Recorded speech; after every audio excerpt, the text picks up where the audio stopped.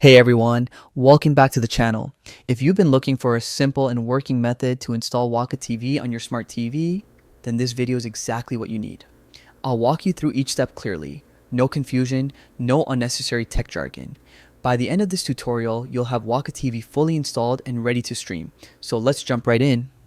Before we install anything, the first thing you need to do is enable installation from unknown sources. Just grab your remote, head over to settings, then open security and restrictions and turn unknown sources on. This allows your TV to install apps that aren't from the official store, completely normal for apps like Waka TV. Next, we need a tool to help us download the app. So open your TV's app store, usually the Google Play Store on Android-based TVs. Search for an app called Downloader. Once you find it, select install, and after it finishes, go ahead and launch it. Now comes the important part. Inside the Downloader app, you'll see a URL bar. Click on it and type in the website wakatv.net. Hit go, and Downloader will automatically start fetching the Waka TV APK file for you.